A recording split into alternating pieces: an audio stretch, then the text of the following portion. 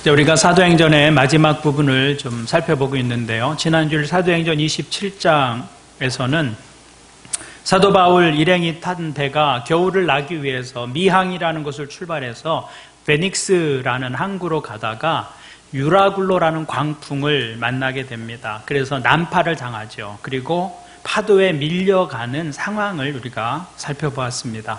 오늘 말씀을 보면 이들은 14일 동안 표류하다가 마침내 육지가 보이는 곳까지 오게 됩니다.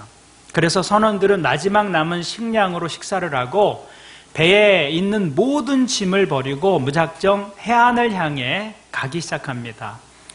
지금으로서는 육지에 상륙하는 것이 유일한 살 길이었기 때문에 다른 선택이 없었습니다. 근데 그 육지를 향해 가다가 모래톱을 발견하지 못하고 배가 모래톱에 걸리게 되죠. 육지가 보이는데 꼼짝할 수 없는 상황이 된 것입니다. 파도가 크게 치는데 배가 움직일 수 없으니까 고물이 부서지기 시작합니다. 그래서 할 수 없이 모든 사람들이 배조각 혹은 부유물을 안고 바다로 뛰어들어서 눈에 보이는 육지를 향해 헤엄치기 시작합니다. 그래서 오늘 본문을 보면 바울 일행이 가까스로 한 섬에 상륙하게 되었다는 것이죠. 그 섬의 이름은 몰타라는 이름의 섬이었습니다. 지도를 보면 이렇습니다. 지금 미항이라는 곳에서 거기죠. 베닉스로 가려고 항해를 시작했는데 유라굴로라는 광풍을 만나서 가우다 섬 밑으로 배가 밀려가기 시작하고 파선에서 저 긴 거리를 이렇게 표류하면서 흘러간 것입니다. 그러다가 어디까지 가게 됐느냐면 멜리데라고 하는 옛날 이름은 멜리데고요. 지금 몰타라는 섬에 근처까지 가게 된 것이죠. 이 몰타 섬은 시실리, 이탈리아의 시실리 섬 남쪽 한 100km쯤 떨어진 곳에 있는 그런 섬입니다. 지금도 이 몰타 섬에는 세인트 폴스 베이, 바울만이라고 하는 그 이름을 가진 해안이 있어요. 근데 이 몰타 섬이 사실은 로마로 가는 길목에 있는 그런 섬이었습니다. 바다를 표류할 때, 파도에 밀려갈 때 이 배가 로마로 가는 길목에 한 섬에 도착할 것이라고는 아무도 기대할 수 없었습니다. 근데 하나님은 이 배를 폭풍을 통해서 로마로 가는 길로 인도하셨다는 것이죠. 폭풍도 로마로 가는 길을 막을 수 없었습니다. 오히려 그 폭풍으로 인해서 바울은 로마로 가는 가장 빠른 길을 오게 된 것입니다. 하나님의 일하심을 우리가 이런 파도 속에서도 경험하게 되는 것이죠. 오늘 말씀은 그 몰타 섬에 상륙한 바울 일행이 그 몰타 섬에서 3개월 동안 겨울을 나면서 있었던 일을 기록하고 있습니다. 그 섬에 도착할 때 어떤 일이 있었는지 1절부터 3절을 보면 이렇게 기록합니다. 우리가 안전하게 목숨을 구한 뒤에야 비로소 그곳이 몰타 섬이라는 것을 알았다. 섬 사람들이 우리에게 특별한 친절을 베풀어 주었다. 비가 내린 뒤라서 날씨가 추웠으므로 그들은 불을 피워서 우리를 맞아 주었다. 바울이 나뭇가지를 한아름 모아다가 불에 넣으니 뜨거운 기운 때문에 독사가 한 마리 튀어나와서 바울의 손에 달라붙었다. 몰타섬 사람들은 난파당한 바울의 일행을 인도주의적으로 대했습니다. 그들을 따뜻하게 환영해 주었어요. 차가운 바닷속을 헤엄쳐 나온 사람들을 위해서 해안가에 불을 피워놓고 그들을 맞아주었습니다. 근데 사도 바울이 나뭇가지를 하나로 모아서 그 불 속에 넣으려고 할 때 독사 한 마리가 그 속에 있다가 놀라서 튀어나오면서 바울의 손을 물었습니다. 그러니까 섬 사람들이 생각하기를 이 사람은 흉악범이구나. 그래서 어차피 죽을 사람이구나. 이렇게 생각했다는 것입니다. 그 폭풍 속에서 기적같이 살아나왔는지는 모르지만 정의의 신은 이 사람을 그냥 두지 않는구나. 정의의 이름으로 너를 용서하지 않겠다. 이런 거죠. 그래서 몰타섬 주민들은 바울이 곧 죽게 될 것이다. 그렇게 생각을 했습니다. 그리고 지켜보고 있는 것이죠. 그런데 시간이 지나도 아무런 일이 일어나지 않았습니다. 그러자 이번엔 이 사람들이 바울을 무엇이라고 부릅니까? 독사에 물려도 죽지 않으니까 신이 아니야. 이렇게 반응하게 되는 것이죠. 그를 신으로 부르는 것입니다. 그리고 그 섬에 보블리오라는 추장이 있었는데 그 보블리오라는 추장이 자기 농장으로 데려가서 사흘 동안 그를 극진히 대접합니다. 그때 마침 추장의 아버지가 열병과 이젤에 걸려서 병석에 누워 있었는데 바울이 손을 얹고 기도하니까 그 병이 떠나고 낫게 되었습니다. 이 소문이 몰타섬 전체에 퍼지게 돼서 그 3개월 동안 그 몰타섬에 각종 병을 가진 사람들이 바울에게 몰려오고 그들이 고침을 받게 된 일이 몰타섬에서 있었다. 바울은 그 섬에서 겨울 동안 3개월을 머물면서 다시 로마를 향해 출항을 하게 되죠. 오늘 사도 바울을 통해서 일어난 일들을 보면 마가복음의 말씀이 생각이 납니다. 마가복음 16장을 보면 주님께서 이런 약속을 하시는 장면이 나옵니다. 부활하신 주님께서 제자들에게 너희는 온 땅을 다니면서 복음을 전하라 명령을 하신 다음에 이런 약속을 주셨습니다. 마가복음 16장 17절 18절입니다. 믿는 사람들에게는 이런 표징들이 따를 터인데 곧 그들은 내 이름으로 귀신을 쫓아내며 새 방언으로 말하며 손으로 뱀을 집어들며 독약을 마실지라도 절대로 해를 입지 않으며 아픈 사람들에게 손을 얹으면 나을 것이다. 이 말씀이 그대로 지금 사도 바울의 상황 속에서 전개되고 있는 것을 볼 수 있는 것이죠. 부활하신 주님께서 제자들을 보내시면서 이렇게 약속을 주셨습니다. 너희가 믿음으로 복음을 가지고 나아가면 너희의 삶의 여정 속에 이런 표징이 따를 것이다. 내 이름으로 너희는 귀신을 쫓아낼 것이다. 새로운 방언을 말하게 될 것이다. 손으로 뱀을 집어들며 독약을 마실지라도 해를 입지 않을 것이다. 아픈 사람들에게 너희 손을 얹고 기도하면 병이 나을 것이다. 이 주님의 약속입니다. 근데 이 약속이 사도 바울의 사역을 통해서 상황을 넘어서 일어나고 있는 것입니다. 바울은 갇혀 있었지만 죄수의 몸이 되었지만 하나님의 능력은 갇히지 않았습니다. 죄수의 몸으로 로마로 가다가 난파당한 그 섬에서도 하나님의 능력은 바울을 통해서 분명하게 나타나고 증명되고 있는 것이죠. 마가복음에서 주님이 제자들에게 주신 약속은 4가지였습니다. 근데 오늘 말씀을 보면 적어도 2가지 약속이 실행되고 있는 것을 볼 수 있습니다. 손으로 뱀을 집어들고 독약을 마실지라도 해를 입지 않으며 아픈 사람들에게 손을 얹으면 나을 것이다. 이 말씀이 문자 그대로 몰타섬에서 이루어진 것이죠. 그런데 사실 이 4가지 약속은 사도행전 속에서 다 실현된 형태로 등장합니다. 주님은 복음을 믿고 그 복음을 전하는 사람들의 삶에 나타나는 그 표징들을 사도 바울과 복음을 전하는 사람들을 통해서 분명하게 드러낸 것을 볼 수 있습니다. 첫 번째 표징이 무엇이라고 말씀하셨습니까? 내 이름으로 귀신을 쫓아내며. 복음 안에서 살아가는 사람들에게 주어지는 첫 번째 능력은 귀신을 내어 쫓을 수 있는 능력이라는 것입니다. 이 일은 사도 바울이 복음을 가지고 도시를 방문할 때 실제로 일어난 일이었습니다. 빌립보에서 귀신 들린 여종에게 점을 치며 사람들에게 그 돈벌이 대상이 되었던 그 여종에게 예수의 이름으로 명하니 그 귀신이 떠나갔다. 그 일 때문에 사도 바울이 빌립보에서 감옥에 갇히게 됩니다. 손해를 본 주인들이 그를 고소해서 감옥에 갇히게 되죠. 에베소에서는 바울의 손수건을 가져다가 앓는 사람에게 얹기만 해도 병이 낫고 귀신이 떠나가는 일이 있었다. 이렇게 기록하고 있습니다. 저는 믿는 사람들에게 이 말씀이 문자 그대로 이루어질 수 있다는 것을 믿습니다. 우리는 예수 그리스도를 믿음으로 많은 영적인 일을 할 수 있습니다.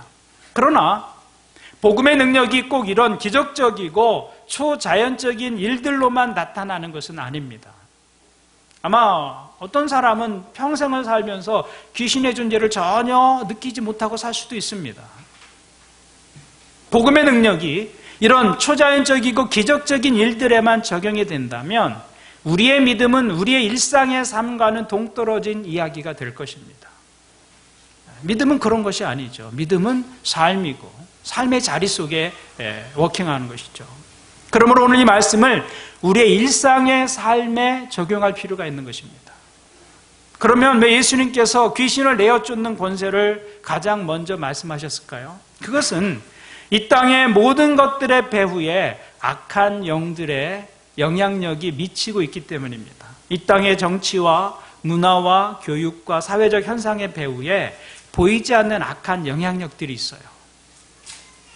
여러분 매일 뉴스를 보십시오. 신문 사회면에서 우리가 접하는 사건들을 보십시오. 이 사회는 제정신이 아닙니다. 사단에 의해서 영향받고 있고 장악된 부분이 있습니다. 요즘 우리 사회를 보십시오. 우리 사회의 가장 큰 귀신은 돈 귀신입니다. 돈 귀신. 그 돈 귀신이 우는 사자처럼 사람들을 삼키고 있습니다. 사람들이 돈 귀신이 들리면 사람의 생명도 소중히 여기지 않게 됩니다. 우리 사회에 일어나고 있는 대형 사고들은 그 배후에 돈 귀신이 있는 것입니다. 경제적 비용을 이유로 안전수칙을 제대로 지키지 않습니다. 안전시설을 제대로 갖추지 않습니다. 그리고 무리하게 일을 진행합니다. 돈 귀신이 역사하고 있는 것입니다. 돈 앞에 사람들의 목숨이 희생되는 일이 아직도 비일비재합니다. 이게 우리가 살고 있는 사회의 모습이다라는 것이죠. 사람의 생명보다 이익을 우선하죠. 사람들의 안전보다 돈이 우선합니다. 돈 귀신 들린 것이다. 돈과 함께 권력의 귀신이 사람들 속에 작용합니다. 그래서 권력의 귀신이 들리면 사람들을 하나님의 형상으로 대하지 않습니다. 권력을 이용해서 사람들을 자기 성취의 대상으로 대하려고 합니다. 사람들을 자신의 영달을 위한 도구로 사용합니다. 요즘 우리 사회의 모습을 보십시오. 권력의 광기에 사로잡힌 모습입니다. 우리가 무엇인가 사로잡힌 그런 사회 속에 지금 살고 있는 것이죠. 무차별로 쏟아내는 그런 뉴스들을 보십시오. 광기예요, 광기. 그런 것뿐만이 아니죠. 소비주의와 물질주의의 귀신, 무관심과 이기주의의 귀신, 폭력의 귀신, 음란의 귀신, 중독의 귀신, 사로잡혀서 살고 있는 사람들이 얼마나 많은지 모릅니다. 그런 것들이 우리 사회를 지배하고 있는 악한 영의 모습인 것이죠. 그런 영들을 쫓아내야 개인이 살고 가정이 살고 교회가 살고 사회가 살아나는 것입니다. 그것이 교회와 그리스도인들이 싸워야 할 영적인 싸움인 것입니다. 우리가 복음의 능력을 가지고 살아간다면 세상을 지배하는 그런 악한 영향력을 따라서 살지 않게 된다라고 말씀하고 있는 것입니다. 그것이 악한 귀신을 몰아내는 거예요. 그래서 요한일서 5장 4절은 우리에게 이렇게 말씀하고 있습니다. 하나님에게서 태어난 사람은 다 세상을 이기기 때문입니다. 세상을 이긴 승리는 이것이니 곧 우리의 믿음입니다. 세상을 이기는 것은 우리의 믿음이라고 말씀합니다. 우리가 믿음으로 살면 세상의 영이 요구하는 대로 인생을 살지 않을 수 있다라고 말씀하고 있는 것입니다. 믿음의 가치관을 가지고 세상의 가치관을 넘어서는 삶을 살 수 있다고 말씀하고 있는 것이죠. 세상을 따라 살지 않고 믿음을 따라 사는 것입니다. 그것이 믿음으로 세상을 이기는 것이고 복음의 능력과 그 믿음으로 귀신을 쫓아내는 삶을 사는 것이죠. 오늘 여러분에게 그런 믿음의 능력이 있기를 바랍니다. 믿음을 따라 살려고 해보십시오. 그러면 세상의 영향력이 우리의 인생에서 축소되어지고 줄어드는 것을 경험하게 될 것입니다. 그것을 넘어서서 사는 것이 믿음의 삶이다 라고 말씀하고 있는 것이죠. 둘째, 복음의 능력 안에서 살아가는 사람들은 새 방언을 말하게 됩니다. 실제로 사도행전 2장에서는 새로운 방언의 역사가 있었습니다. 성령을 경험한 제자들이 밖으로 나가서 복음을 전하기 시작합니다. 제자들은 모두 히브리인들이었습니다. 그들은 유대에서 자라고 히브리 말만 쓰면서 살았던 사람들이었습니다. 그래서 그들은 히브리 말로 복음을 전합니다. 그런데 놀라운 일이 일어나죠. 세계 각지에서 오순절을 지키기 위해서 예루살렘에 와 있던 유대인들이 저마다 제자들이 하는 말을 자기의 난 곳 언어로 듣게 됩니다. 복음이 전해지는 곳에 이런 신비한 언어적 현상이 있었습니다. 복음이 언어와 민족과 나라의 경계를 넘어서 가게 될 것이라는 복음의 비전을 보여준 사건입니다. 그런데 여기 새 방언이란 그런 신비적 언어적 현상을 말하는 것만은 아닙니다. 새 방언이란 새로운 언어를 말하는 것이죠. 복음의 능력을 따라 살면 새로운 언어를 말한다는 것입니다. 그리고 그 새로운 언어란 단지 음성을 말하는 것이 아닙니다. 그 말은 그 사람을 대표하는 것이죠. 그 존재를 대표하는 것이 말입니다. 그래서 마태복음 12장을 보면 이렇게 말씀합니다. 너희가 악한데 어떻게 선한 것을 말할 수 있겠느냐? 마음에 가득 찬 것을 입으로 말하는 법이다. 선한 사람은 선한 것을 쌓아두었다가 선한 것을 내고 악한 사람은 악한 것을 쌓아두었다가 악한 것을 낸다. 말이 악한데 선한 사람일 수 없다는 거예요. 그러니까 말은 그 사람의 존재를 대표하는 것입니다. 그래서 그 마음에 가득한 것이 언어로 표현되어지는 것이죠. 그러므로 새 방언을 말한다는 것은 새로운 언어를 말한다는 것입니다. 그것은 새로운 생각과 새로운 마음을 의미하는 것이고, 그리고 새로운 생각과 새로운 마음을 가졌다는 것은 그 사람의 존재가 새로워졌다는 것을 의미하는 것입니다. 그래서 말이 달라졌다는 것은 사람이 달라졌다는 것입니다. 새 방언을 말한다는 것은 새로운 존재가 되었다는 말입니다. 그 사람의 존재와 존재 양식이 달라진 것입니다. 그런데 요즘 우리의 언어는 너무 더럽고 타락되어 있습니다. 어른이든 아이들이든 언어가 깨끗하지가 않아요. 그리고 그런 언어에 우리가 익숙해져 있습니다. 상처를 주고 가슴을 파는 말이 아무렇지도 않게 이야기되고 있습니다. 인터넷 댓글은 읽기도 힘든 혐오스러운 말들로 난무합니다. 우리 입에 하나님이 미워하시고 싫어하는 언어들이 얼마나 많은지 모릅니다. 죄로 타락한 사람들의 언어는 거칩니다. 험악합니다. 거짓말, 더러운 말, 상스러운 말, 도끼를 품은 말, 미움과 분노를 품은 말들이 거침없이 쏟아져 나오죠. 그 말이 싸움과 분쟁을 일으키고 관계를 깨트립니다. 그것이 세상의 언어입니다. 세상의 언어. 그래서 우리는 우리의 언어를 구원할 책임이 있습니다. 사도 바울이 에베소 4장 29절에서 이렇게 권면합니다. 무릇 더러운 말은 입 밖에도 내지 말고 오직 덕을 세우는 데 소용되는 대로 선한 말을 하여 듣는 자들에게 은혜를 끼치게 하라. 우리의 말의 결과가 은혜여야 한다는 거예요. 상처가 아니고 아픔이 아니고 고통이 아니고 은혜여야 한다는 것이죠. 그것이 그리스도인의 언어라고 말씀하고 있는 것입니다. 복음의 능력은 그 언어를 바꾼다는 겁니다. 새 방언을 말하며 라고 말씀하고 있는 것이죠. 그래서 예수를 믿으면 언어가 달라지는 것입니다. 표현이 달라지는 것이죠. 욥은 믿음의 사람들의 언어가 어떠한 것이 되어야 하는지 이렇게 말씀하고 있습니다. 사람들은 기대를 가지고 내 말을 듣고 내 의견을 들으려고 잠잠히 기다렸다.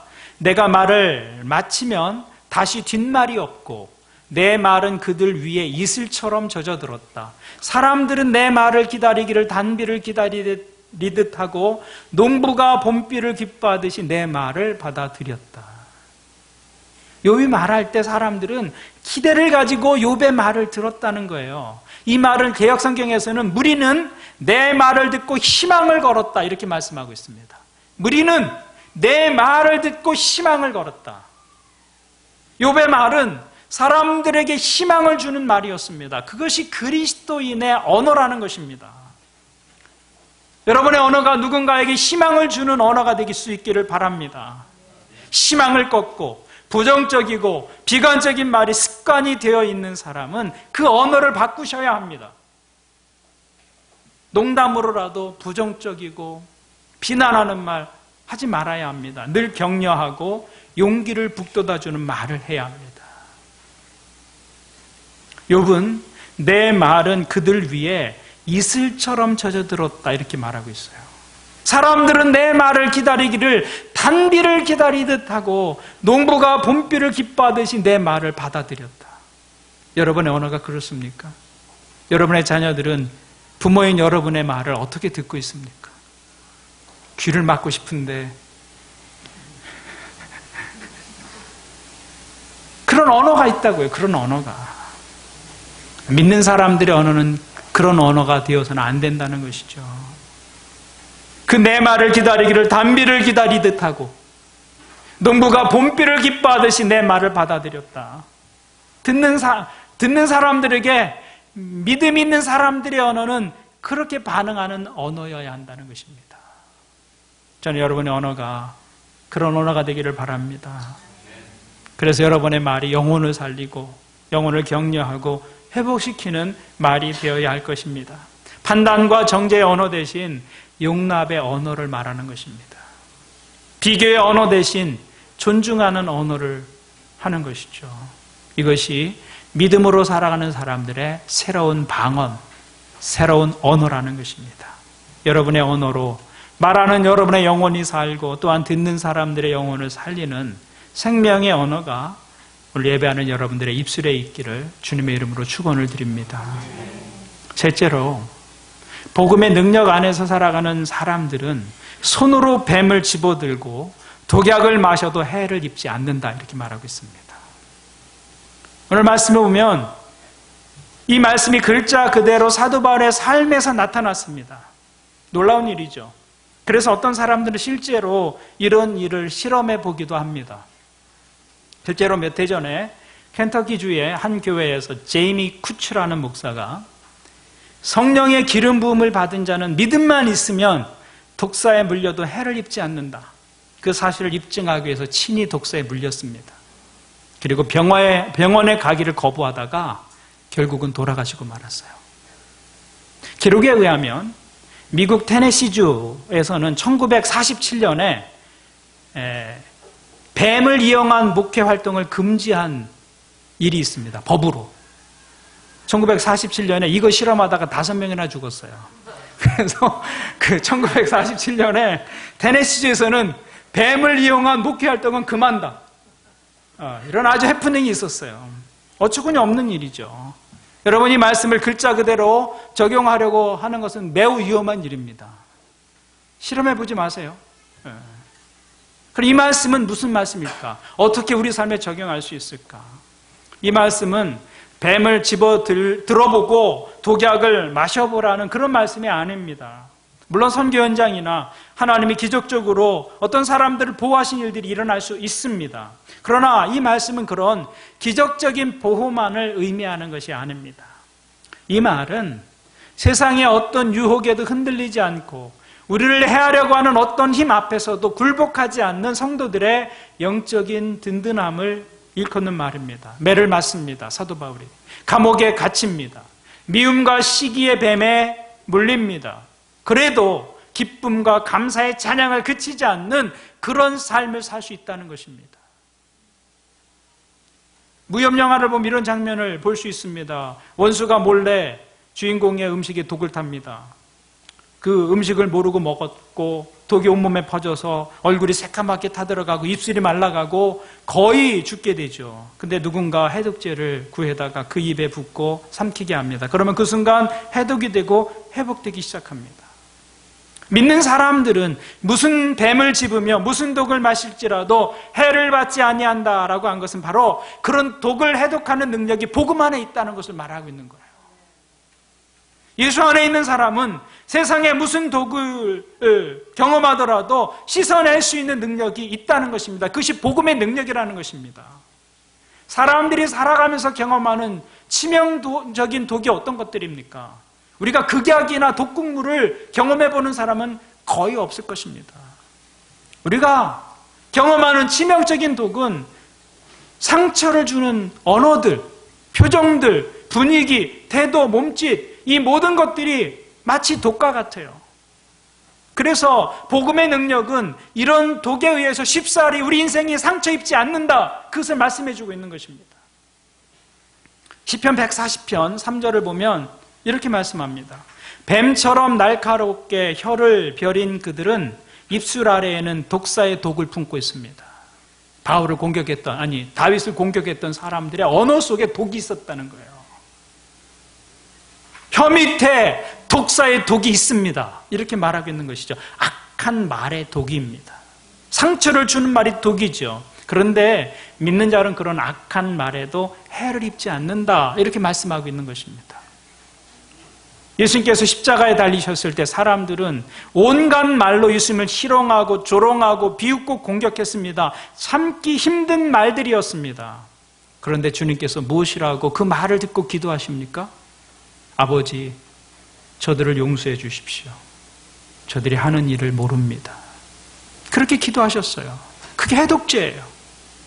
자신 안에 그 독을 해독할 수 있는 능력이 있기 때문에 그런 언어, 저주스러운 언어, 공격하는 언어, 죽음보다 더 모멸스러운 언어를 듣지만, 그러나 그것을 도구로 피해를 입지 않습니다. 오히려 아버지 저들을 용서해 주십시오 라고 말할 수 있는 것이죠. 복음을 믿고 예수님을 영접하고 사는 사람들에겐 이런 해독의 능력이 있다. 누군가 쏘는 독이 섞인 말 들을 수 있습니다. 고통을 주는 말 들을 수 있습니다. 상처를 주는 말 경험할 수 있어요. 그런데 복음 안에 있는 자들에게는 그것을 넘어설 수 있는, 해독할 수 있는 능력이 있다는 것이죠. 그래서 웬만해서는 시험에 들지 않습니다. 그것이 복음의 능력을 가진 사람들의 모습입니다. 얼마 전 한 자매와 전화한 적이 있어요. 그 자매에게 어려운 일이 참 많았습니다. 그래서 교회 많은 사람들이 그 가정을 위해서 정말 많이 기도했어요. 좋은 일이, 이제는 좋은 일들만 있기를 기도했습니다. 그렇게 기도하고 있는데 이상하게 그 자매의 가정에는 다치고 사고나고 아프고 손해보고 진행되는 일이 어렵게 꼬이고 그런 일이 계속 일어나는 거예요. 너무 염려스러운 마음으로, 염려스러워서 전화를 했어요. 그랬더니 아주 밝은 목소리로 전화를 받으면서 하는 말이, 전에 같으면 왜 내게 이런 일만 계속 일어나는가 절망하고 낙심했을 텐데 이제는 하나님이 내게 무슨 좋은 일을 얼마나 주시려고 이런 일을 만나게 하시는가, 그런 마음이 든다. 그렇게 이야기하는 것을 들었습니다. 그래서 좀 힘든 일을 만나도 하나님에 대한 기대가 되고 허허하면서 넘길 수 있게 되었다. 그 이야기를 들으면서 얼마나 고마웠는지 모릅니다. 그게 복음의 능력인 것이죠. 우리를 넘어지게 만들고 절망하게 만드는 그런 독사의 독과 같은 일들이 세상에 얼마나 많습니까? 그런데 무슨 독을 마셔도 해를 받지 않는다는 것이죠. 그게 복음의 능력이라는 것입니다. 다시 일어나는 것입니다. 넘어져도 다시 일어나는 거예요. 어려운 일이 일어나도 절망하지 않는 것입니다. 이제 저 사람 죽게 생겼네, 그런 일들, 그런 상황 만날 수 있습니다. 그때도 다시 시작하는 것입니다. 저런 독을 마시고 저런 상처를 입었다면 이제 저 사람 인생 끝났다, 그렇게 생각할 만할 텐데, 그런데도 다시 일어나게 되는 것이죠. 어떤 상황을 만나도 해를 입지 않을 권세가 우리에게 있기 때문입니다. 그것이 복음의 능력이라는 것이죠. 오늘 여러분에게 이런 능력이 경험되어지는 축복이 있기를 바랍니다. 마지막으로 복음의 능력 안에서 살아가는 사람들은 아픈 사람들에게 손을 얹어 낫게 합니다. 사도 바울이 보블리오의 아버지의 몸에 손을 얹고 기도하자 열병이 떠나고 이질이 낫게 되었습니다. 그 소문을 듣고 바울에게 나온 사람들은 바울의 터치를 통해서 놀라운 치유를 경험하게 되었어요. 그의 손은 치유하는 손이었습니다. 저는 여러분들이 주변에 아픈 분들이 있으면 함께 손을 얹고 기도할 수 있기를 바랍니다. 우리의 손이 하나님의 치유의 통로가 될 수 있습니다. 그런데 그 치유가 육신의 병만을 뜻하는 것은 아닙니다. 세상에는 몸과 마음의 상처를 입은 사람들이 얼마나 많습니까? 우리의 손길을 기다린 사람들이 참 많습니다. 그런 사람들을 어루만져서 낫게 하는 것, 그것이 하나님이 우리를 부르신 소명입니다. 그것이 교회가 존재하는 이유인 것이죠. 복음서를 보면 예수님은 아무도 만지기를 원치 않고 기피하는 사람들을 일부러 찾아가셔서 그들을 만자셨고, 그리고 먼저 손을 내밀어서 그들을 만져주셨습니다. 주님이 터치하는 사람들마다 놀라운 일들을 경험하게 됩니다. 병든 사람이 고침을 받습니다. 절망 속에 있던 사람이 주님의 터치를 통해서 용기와 희망을 갖게 됩니다. 죄에 결박된 인생이 그 죄로부터 자유함을 얻게 됩니다. 다친 마음이 열립니다. 주님이 손을 내밀어 환자들의 아픔을 어루만질 때마다 기적이 일어났습니다. 주님의 손길은 그런 기적을 베푸는 사랑의 터치였다는 것이죠. 주님은 이제 우리가 당신의 손이 되어서 세상을 치유하기를 기대하시는 것입니다. 그런 의미에서 교회는 그리스도의 몸이라고 말하는 것이죠. 그리스도의 몸. 우리가 그리스도의 지체로 이 복음의 능력을 가지고 살아갈 때 우리를 통해서 치유의 역사가 이 땅 가운데 베풀어져야 한다라는 것입니다. 교회가 손을 대는 곳에 치유의 역사가 일어나야 합니다. 아파하는 사람들이 위로받고 회복되어지고 새로워지는 일들이 일어나야 되는 것이죠. 저는 이런 일들이 우리 교회를 통해서 또 여러분이 속한 목장을 통해서 그런 일들이 일어나게 되기를 간절히 소원하고 기도합니다. 육체의 아픔을 위해서도 손을 얹고 기도할 수 있기를 바랍니다. 마음과 영혼의 상처 입은 사람들을 위해서 여러분 기도하고 격려하시기를 바랍니다. 여러분 믿는 자의 손에는 그런 치유의 능력이 있다는 것입니다. 치유의 능력. 움켜쥐는 손이 아니라 베푸는 손이 될 때 그 손을 통해서 하나님이 세상을 치유해 나가시는 것이죠. 믿는 사람들의 언어 속에는 위로와 격려의 능력이 있습니다. 그 능력이 여러분의 손끝에서 여러분의 언어 속에서 나타나게 되기를 바랍니다. 그래서 세상을 치유하고 회복시키는 복음의 능력을 가진 그리스도인으로 이 땅을 살아가는 것, 그것이 우리의 소명인 것이죠. 사도 바울은 그것을 난파당한 섬에서도 행사하고 있었던 것입니다. 상황이 그것을 억제하지 않습니다. 그것을 넘어서서 영향력 있는 삶을 사도 바울이 살아갔던 것이죠. 오늘 저와 여러분이 또 우리 교회가 그런 능력을 세상 가운데 베푸는 하나님의 교회, 또 그리스도인 될 수 있기를 주님의 이름으로 축원을 드립니다. 아멘. 우리 함께 기도하겠습니다. 하나님, 제게 이 능력을 주십시오. 복음의 능력을 주십시오. 먼저 그 복음의 능력으로 저를 회복시켜 주십시오.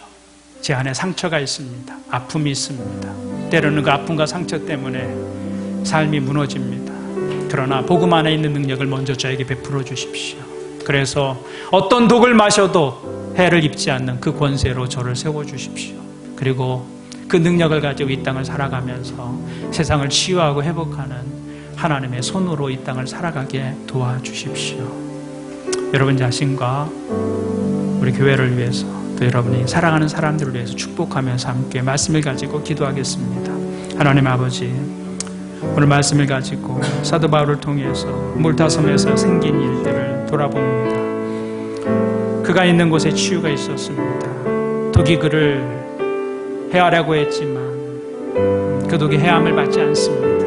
오히려 그 일을 통해서 자신 안에 있는 복음의 능력을 드러냅니다. 하나님, 이 능력이 우리 안에 있기를 원합니다. 상처로 인해, 좌절로 인해, 아픔으로 인해 무너지고 깨어진 우리의 삶을 회복시켜 주옵소서. 하나님 아버지, 그 치유의 능력 우리 가운데 주십시오. 우리의 영혼을 회복시켜 주십시오. 다시 넘어지지 않도록 우리의 무릎을 견고히 세워주시고 우리 영혼의 담대함을 허락하여 주십시오. 그리고 그리스도의 몸으로 세상을 치유하는 그리스도인으로 교회로 살아갈 수 있도록 하나님 우리 가운데 일하여 주옵소서. 이 시간 예배하는 사람들의 영혼 속에 하나님의 은혜와 능력을 부어 주옵소서. 이 말씀으로 우리를 새롭게 하여 주옵소서. 예수님의 이름으로 기도하옵나이다. 아멘. 하나님 아버지 감사합니다. 말씀을 통해서 복음 안에 있는 능력을 새롭게 깨닫고 소망하게 해주셔서 감사합니다. 우리 안에 있는 상처, 아픔,